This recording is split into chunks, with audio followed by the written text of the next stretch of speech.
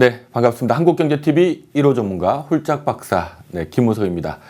자, 미래주가 예측과 신주도주 발굴법이란 주제로 벌써 어느덧 8번째 여러분들과 함께 하게 됐습니다. 오늘이 마지막 강좌가 될 것 같은데요.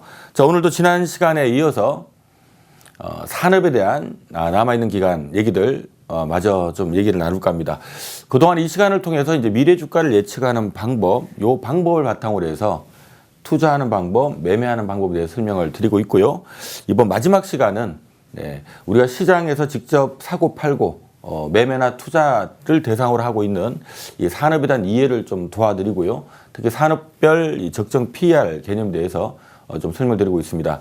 자, 요 부분은 다시 한번 요건 좀 설명을 드릴게요. 우리가 흔히 내가 보유하고 있거나 또는 내가 관심 갖고 있는 어떤 기업에 대해서 이 회사는 미래 한 얼마 정도의 값어치가 있느냐, 흔히 말해서 이제 적정 주가라고 하죠. 자, 이걸 알아야만이 지금 가격권에서 좀 중기적으로 투자를 할 만한지 우리가 방향을 세우게 되는데요. 자, 적정 주가를 계산하는 방법은 수십 가지 방법이 있습니다만은 흔히 말하는 이 펀드 매니저들이 가장 많이 사용하는 방법이 요 PER을 사용하는 방법이다라는 설명을 드리고 있고요. 자, 그러면 요 계산하는 방법이 일반적으로 우리가 어떤 회사에 이 회사의 적정한 가격은 얼마일까요 할 때는 그 회사의 미래 실적, 자, 지금 실적이 아니고요.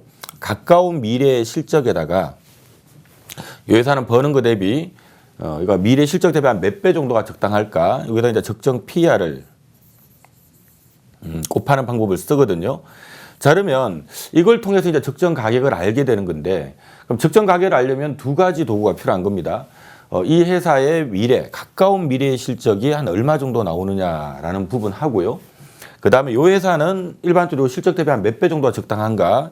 이 적정 PER 개념이 되는데, 자, 요 미래 실적은 우리가 일반적으로 각 기업별로 이 실적 추정치가 보통 한 3개년치 정도가 제공이 되고 있기 때문에 그 내용을 바탕으로 해서 요 회사의 평균적으로 가까운 미래 실적이 한 어느 정도 되는구나 이렇게 뽑아낼 수가 있고요.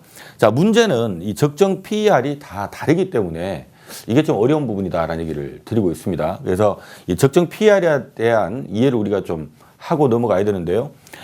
일반적으로 적정 PER, 우리 대한민국 주식시장을 기준으로 보면 지금 한국 같은 경우는 과거 한 30년 역사를 들여다보니까 보통 기업들 가까운 미래 실적 대비 주가는 얼마 정도 되었던가 과거 통계 놓고 보면 한 12.5배 정도가 평균치고요.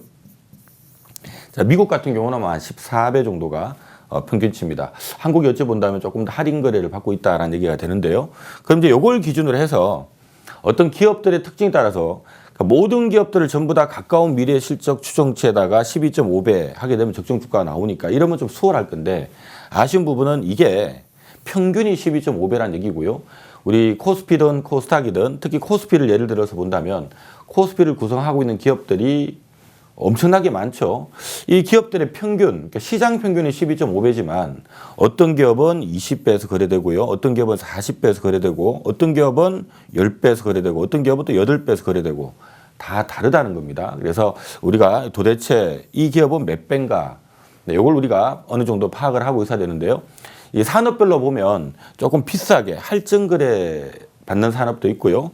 또 할인 거래 받는 산업도 있습니다. 그래서 제가 지난 시간에서 이번 시간은 요 산업별로 이 산업이 좀 할증 거래를 받는지 할인 거래를 받는지 이런 부분을 좀 설명을 드린 시간으로 여러분들과 함께하고 있다는 점 다시 한번 말씀을 드릴게요. 그래서 요걸 바탕으로 적정 주가를 계산하는 방법은 일반적으로 미래 실적에는 영업이익이 아니라 단기 순이익을 집어넣는데요. 예를 들어서 A라는 기업의 가까운 미래에 단기 순이익이 한 100억 정도 될 것 같다. 그러니까 100억에다가 요 회사가 일반적으로 예를 들어서 한 12.5배 정도 거래되는 기업이다 하게 되면 이제 12.5배. 그럼 적정 시가총액은 1,250억이 되겠죠. 자, 그럼 이걸 주가로 환산하는 방법은 그 회사 발행한 주식수 나누면 한 주당 얼마 이렇게 계산을 뽑아낼 수 있습니다. 아니면 요 단기 순이익을 발행 주식수 나누면 한 주당 벌어들이는 순이익 EPS라고 하는 게 나오는데요. 이 EPS에다가 그냥 12.5배를 곱하면 바로 적정 주가 되기도 하겠죠. 자, 이런 부분을 돕기 위해서 지금 이 부분을 제가 공부를 하고 있다라는 거 다시 한번 참조하시기 바랍니다. 자, 오늘 좀 다룰 산업들은 조금 많습니다. 조금 더 빠른 속도로 여러분들께 간략하게 산업의 이해를 좀 시켜드리고요. 이 산업은 왜 할증거래 받는지 할인거래 받는지라는 부분들 설명을 좀 드리도록 하겠습니다. 자, 먼저 오늘은 2차 전지부터 출발할까 하는데요. 자, 얼추 봐도 2차 전지 산업은 좀 할증 받을 것 같다라는 기분이 좀 들죠. 하나 참조할 부분은요.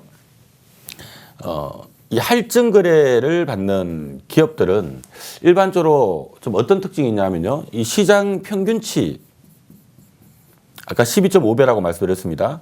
평균 대비해서 할인 거래를 받는 기업들도 있을 거고 할증 거래를 받는 기업도 있을 건데 일반적으로 이렇게 생각하면 될 것 같아요. 이 평균 대비해서 뭔가 이 산업은 크게 성장할 것 같지도 않고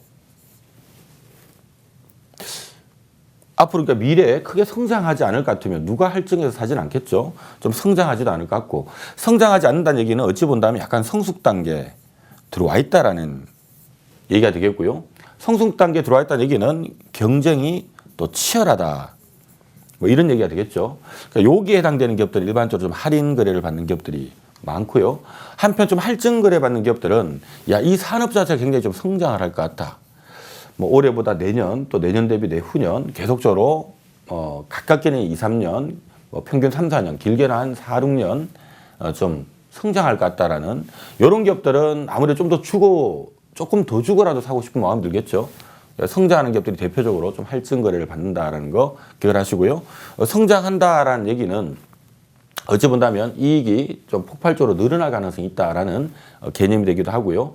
똑같이 또 산업이 성장한다 하더라도 이 안에서 어떤 기술력을 바탕으로 해서 또 진입 장벽을 좀 갖추고 있는 기업들 우리가 야, 이 산업이 돈 될 것 같아 하면 다 뛰어들기 마련이거든요. 근데 기술력을 바탕으로 해서 진입 장벽을 좀 갖추고 있는 산업이라면 야, 이게 돈이 된다 하더라도 경쟁자들이 좀 많이 달라붙기가 쉽지가 않겠죠. 이 얘기는 바꿔 말하면 이 산업이 좀 더 길게 성장할 수 있는 그런 배경이 된다는 겁니다. 이런 것들을 좀 갖춘 기업들은 일반적으로 할증 거래된다 이렇게 기억을 하시면 되고요. 우리가 지금 오늘 첫 번째로 다룰 2차 전지 산업은 자동차 산업 자체가 지금보다 가까운 또 먼 미래 훨씬 성장할 수 있는 산업이기도 하고요. 관련해서 우리가 전 세계적으로 전기차를 만드는 기업들도 많지는 않지만 또 전기차의 핵심 부품 소재라고 할 수 있는 2차 전지를 생산한 기업들도 우리 대한민국에 많지만 전 세계적으로 놓고 보면 많은 건 아니거든요. 또 2차 전지 안에 들어가는 소재나 부품 장비 다루는 기업들도 마찬가지고요. 그래서 이쪽 산업은 전체적으로 좀 할증 거래 받는 산업이다 이렇게 생각하시면 될 것 같습니다. 자, 잠깐 한번 들여다보겠는데요.